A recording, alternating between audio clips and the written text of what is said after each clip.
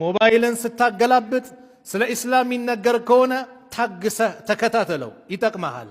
እያንዳንዱ እንቅስቃሴያችን ከዒልም ጋር ሲሆን ሁላችንም እንጠቀምበታለን። አላህ ነብዩን አለይሂ ሰላቱ ወሰላም እንደው ልትለምነኝ የሚገባ ነገር ቢኖር ብሎ አላህ የጠቀሰው ምን ነገር ብሎ እንዲለምኑት የጠቀሰው ነገር ቢኖር ዕውቀትን ነው። ወቁል ረቢ ዚድኒ ዒልማ፣ ጌታዬ ወይ ዕውቀትን ጨምርልኝ ብለህ ለምነኝ አላቸው ነብዩን አለይሂ ሰላቱ ወሰላም። በአይነት ተጠቅሶ ይሄ ነገር ልሰጠኝ ይገባል ብለህ ልትለምነኝ የሚገባ ነገር ቢኖር ዕውቀት ነው አላቸው ነብዩን አለይሂ ሰላቱ ወሰላም።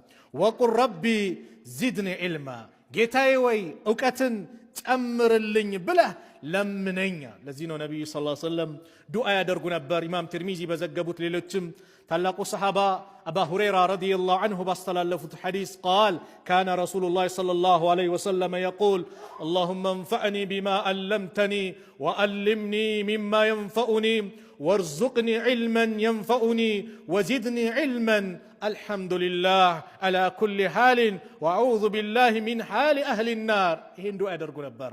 አላሁማ ጌታ አላህ ወይ እንፈዕኒ ቢማ አለምተኒ፣ ባሳወከኝ ነገር ጥቀመኝ። አው ዒልም ጥቅም ከሌለው የምትጠቀምበት ካልሆነ ዋጋ የለውም። ወዓልምኒ፣ እንደዚሁም ደግሞ አሳውቀኝ፣ ማ የንፈዑኒ፣ የሚጠቅመኝን አሳውቀኝ። ትርኪ ምርኪውን አይደለም፣ የሚጠቅም ለዱንያ ለአኼራ ስኬት የሚያበቃ ዒልም መሆን አለበት። ወርዙቅኒ ዒልመን የንፈዑኒ፣ የሚጠቅመኝን ዕውቀት ደግሞ ለግሰኝ ስጠኝ። ወዚድኒ ዒልመን፣ ዕውቀቴን ጨምርልኝ ብለህ ዱዓ አድርግ አላቸው። ነቢዩም ይህን ዱዓ አደረጉ። አልሐምዱሊላህ አላ ኩሊ ሓል፣ በማንኛውም ሓል ሁኔታ አላህ ምስጋና ይገባ። ደስተኛ ሆነህ ተቸግረህም ምንም ሆነ ምስጋና ለማን ይገባ? ለአላህ ይገባ። ሁሌ አላህን ማመስገን፣ ሁሌ አላህን ምስጋና መስጠት። ደስታም ሲመጣ አላህን ማመስገን፣ መከራ ውስጥም ስትሆን አላህን ማመስገን የሙስሊምነት መገለጫ። ዱንያ ላይ እቺን ሐያት ባላንስ አድርገን እንድንኖር ያደረገን አንዱ ኢስላም ነው። ደስታ ሲመጣ አላህን ስታመሰግን፣ እንደዚሁም ደግሞ መከራና ችግሮች ሲፈራረቁ ሶብረኛ ስትሆን ዱንያን ባላንስ አድርገህ መሄድ ትችላለህ። አለዛ ዲንን ያልተረዳ ሰው ሀብት ሲመጣ ሀብትን እንዴት መጠቀም እንዳለበት አያውቅም። በላ ሲመጣ በላው ሰዓት ላይ እንዴት መሄድ መንቀሳቀስ እንዳለበት አያውቅም። ስለዚህ በዲን አልኢስላም ውስጥ መኖራችን አላህ ኢስላምን ለኛ መስጠቱ መጀመሪያ አልሐምዱሊላህ ብለን አላህን አመስግነን ከዛ በኋላ ኢስላም ላዘዛቸው ነገሮች ደግሞ ራስን ማዘጋጀት ነው። እንደዚሁም ከጀሃነም አካል እሳት ከመሆን ደግሞ ባንተ ተጠበቃለሁ እያሉ ነብዩ ሰለላሁ ዐለይሂ ወሰለም ዱዓ ያደርጉ ነበር። ስለዚህ ዕውቀት ትልቅ ቦታ አለው ወንድሞች። ዕውቀት ወላሂ ስራ ስትሰራ እንዴት መስራት እንዳለብህ ዑመር ብን ኸጣብ ረዲየላሁ ዐንሁ እንደው ነጋዴዎችን እኮ ኪታቡል ቡዩዕ አለ፣ የንግድ ስርዓት አለ፣ ህግጋት አለ። እሱን ያላወቁትን እኮ ወደ ንግድ እንዲገቡ ዑመር እንትን አይሉም ነበር። ማወቅ አለበት ይላሉ።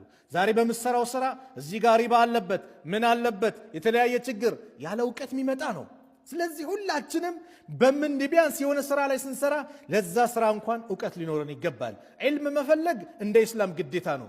ጠለቡል ዒልም ዕውቀትን መፈለግ ፈሪደቱን አላ ኩሊ ሙስሊሚን ወሙስሊማ፣ በሴትም ይሁን በወንድ ሙስሊም ግዴታ ነው ብለውናል ነብዩ ሰለላሁ ዐለይሂ ወሰለም። ምናልባት ትላልቅ አጀንዳዎች ለተወሰኑ አካላት ሊተው ይችላል። ፈርዱል ዐይን ፈርዱል ኪፋያ ይባላል። በእያንዳንዱ ሰው ላይ ግዴታ የሆነ አለ፣ በተወሰኑ ሰዎች ላይ ግዴታ የሆነ አለ። ስለ አርካነል ኢስላም አርካነል ኢማንን ማወቅ በእያንዳንዳችን ግዴታ ነው። ስለምን ሰግደው ሰላት ማወቅ ግዴታችን እኮ ነው። ዛሬ እኮ ዕውቀት የለንም። የምንሰግደው ሰላት በውስጥ የምንለውን ነገር እኮ አብዛኞቻችን ጠንቀን አናቅም። ሰላት የሚያበላሹ ነገሮች፣ የሰላት ቅድመ ሁኔታዎች እነማን ናቸው? አብዛኞቻችን ርቀናቸዋል። ይሄን ማወቅ ግዴታችን ነው። ስለዚህ እንደዚሁ ዙሁር ላይ ያልኳችሁ አስር ላይ መስጊድ ገባ፣ ከመግሪብ እስከ ኢሻ መስጊድ ገባ፣ ከሱቢ በኋላ ቁጫል። የሆነች ነገር ካለ ቁጭ ብለህ አዳምጠው፣ ይጠቅመሃል፣ ትጠቀምበታለህ።